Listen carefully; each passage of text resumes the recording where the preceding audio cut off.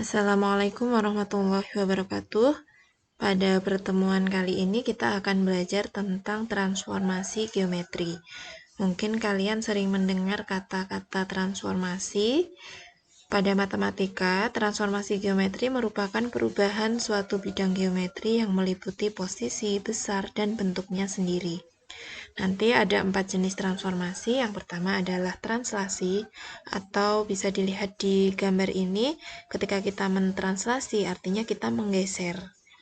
Lalu refleksi, seperti gambar ini, yaitu suatu pencerminan. Jadi cerminnya bisa suatu titik atau suatu garis. Yang ketiga adalah rotasi atau perputaran, dan yang keempat adalah dilatasi. Pada gambar ini terlihat ada suatu perbesaran dengan skala tertentu. Pada pertemuan kali ini kita akan membahas dua jenis transformasi geometri, yaitu translasi dan refleksi. Yang pertama adalah translasi atau pergeseran. Ini adalah ilustrasinya. Kita memiliki sebuah segitiga dengan koordinat titik sudutnya yaitu A, B, C. Kemudian kita geser ketiga titik itu dengan pergeseran yang sama sehingga tidak akan merubah bentuk dari segitiganya. Diperoleh bayangan dari segitiga ABC itu menjadi A aksen, B aksen, dan C aksen. Yang kita sebut sebagai translasi adalah pergeseran objek menurut jarak dan arah tertentu. Jadi jika yang kita geser adalah suatu bangun datar, berarti pergeseran ketiga titik sudutnya ini juga sama, arahnya juga sama. Dalam translasi, setiap titik dipindahkan dengan besar dan arah yang sama. Itu yang harus diperhatikan. Misalnya, sebuah titik ditranslasikan sejauh A satuan pada sumbu X-nya dan sejauh B satuan pada sumbu Y-nya. Maka translasinya itu bisa dituliskan sebagai T, A, B atau dalam bentuk vektor kolom yaitu T, A, B. Sama saja. Artinya kita menggeser pada sumbu X sejauh A dan pada sumbu Y sejauh B. Jika A positif berarti ke arah kanan, A negatif ke arah kiri. Jika B positif maka ke arah atas, B negatif ke arah bawah. Nah, jika titik A dengan koordinat X, Y ditranslasikan sejauh TAB, maka diperoleh bayangannya yaitu A aksen dengan koordinat X aksen, Y aksen dengan hubungan yaitu A, X, Y ditranslasikan diperoleh bayangan A aksen yaitu X ditambah A, jadi ini X ditambah A, Y ditambah B. Yang di belakang ini karena A aksen berarti ini adalah bayangan dari X, kita sebut sebagai X aksen sama dengan X ditambah A, dan Y aksen sama dengan Y ditambah B. Diperjelas dengan contoh soal yang pertama, tentukan bayangan titik A dengan koordinat 3,2 jika ditranslasikan oleh T 1, negatif 2. Berarti A itu sebagai X, Y, kemudian T ini sebagai A, B. Jika kita mencari bayangan, maka tinggal kita tambahkan titik asal dengan pergeserannya atau translasinya. Diperoleh A aksen yaitu 3 ditambah 1, 2 ditambah negatif 2. Diperoleh bayangan titik A adalah 4,0.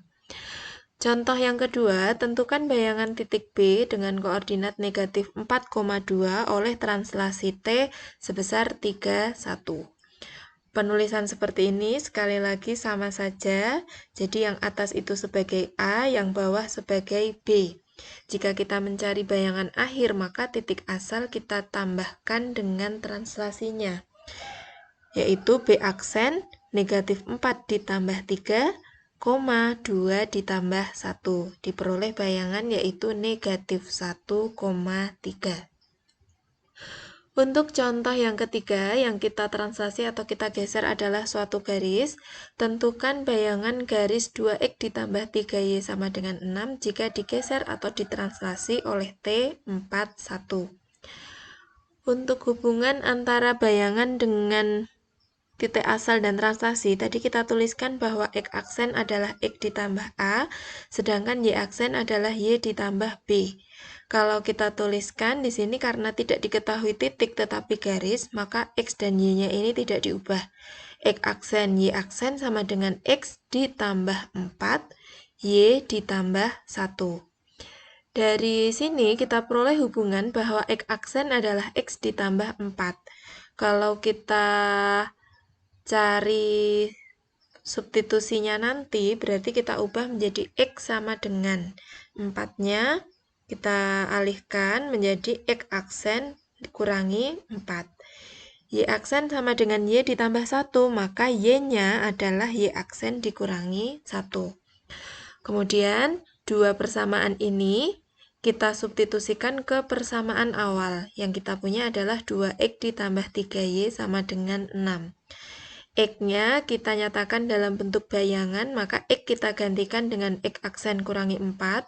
2 kalikan X aksen kurangi 4 ditambah 3Y. Y-nya diganti dengan Y aksen kurangi 1 sama dengan 4.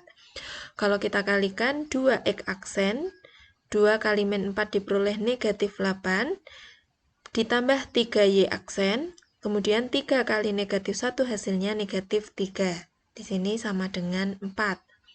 Lalu kita kelompokkan yang ada variabelnya 2X aksen ditambah 3Y aksen. Yang di ruas kanan kita punya angka 4, negatif 8 ke ruas kanan menjadi positif 8, negatif 3 ke ruas kanan menjadi positif 3. Diperoleh 2X aksen ditambah 3Y aksen sama dengan 15. Karena X dan Y sudah berganti semua menjadi X aksen dan Y aksen, berarti kan ini persamaan bayangannya. Jadi, bayangan garis 2X ditambah 3Y sama dengan 6 jika ditranslasi oleh T sebesar 41 adalah 2X ditambah 3Y sama dengan 15. Kita lanjut ke jenis transformasi yang kedua, yaitu refleksi atau pencerminan. Di sini dilihat, misalkan kita punya titik C, titik objek, kemudian dicerminkan terhadap suatu garis AB, maka sesuai dengan sifat pencerminan, maka jarak dari titik ke cermin itu akan sama dengan jarak dari cermin ke bayangan. Sehingga di sini kan kita tarik garis lurus, tegak lurus, artinya ini jarak terdekatnya, seperti itu. Kita peroleh bayangan menjadi titik D.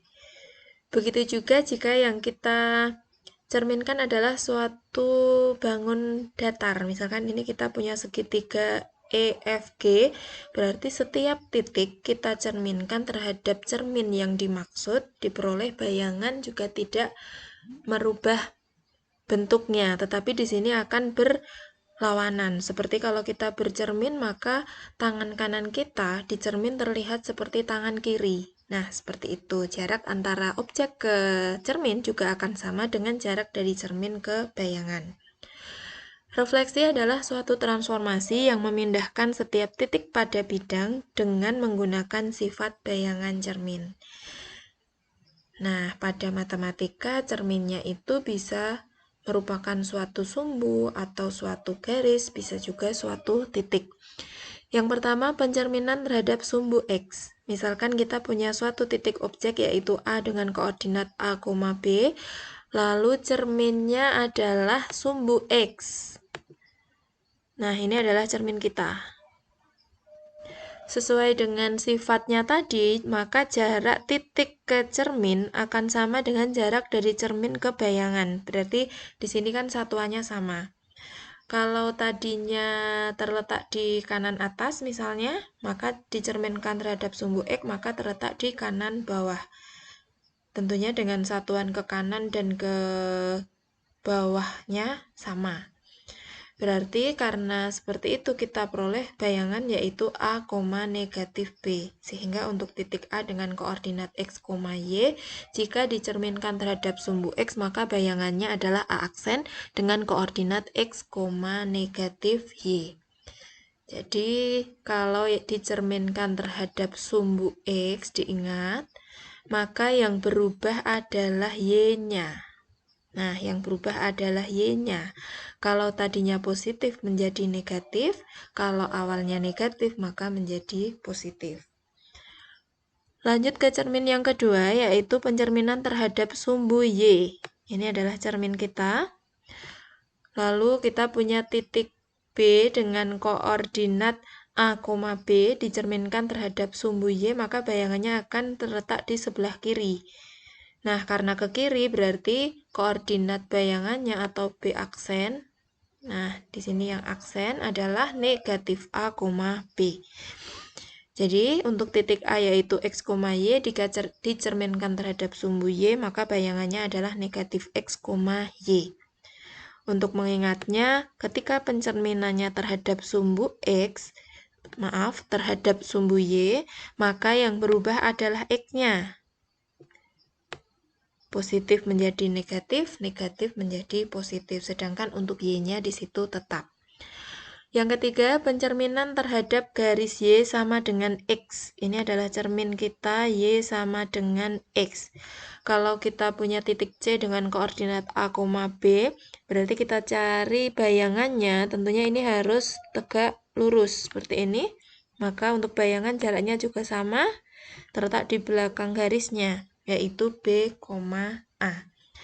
Untuk mengingatnya, ketika cerminnya adalah Y sama dengan X, maka yang X berubah menjadi Y, yang Y berubah menjadi X. Jadi ditukar depan dan belakangnya. Sehingga untuk A, X, Y bayangannya adalah A aksen Y, X. Yang keempat, pencerminan terhadap garis Y sama dengan negatif X.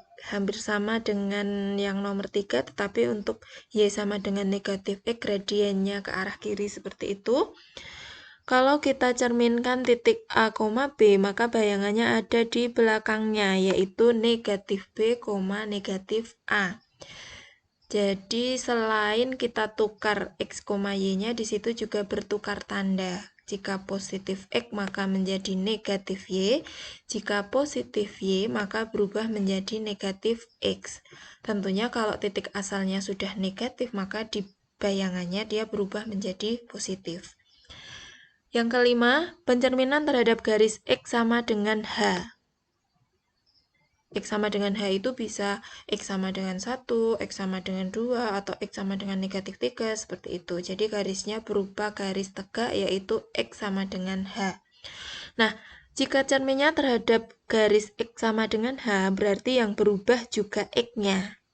Nah, dengan rumus 2 kalikan cermin dikurangi titik asal, yaitu 2H kurangi X, Y. Jika pencerminannya terhadap garis Y sama dengan K, berarti di situ yang berubah adalah Y-nya, maka bayangannya adalah A aksen dengan koordinat X, 2K, K adalah cermin, dikurangi Y. Yang ketujuh, jika pencerminannya terhadap titik 0,0, berarti titik koordinat asal A, B kita cerminkan menjadi negatif A, negatif B. Jadi untuk titik 0,0 maka tidak kita balik, tapi tetap yang di depan adalah X-nya, tetapi kita ganti tanda. X menjadi negatif X, Y menjadi negatif Y. Yang terakhir, pencerminan terhadap titik X, Y ini adalah gabungan antara nomor 5 dan nomor 6. Maka bayangannya adalah 2H kurangi X, 2K kurangi Y.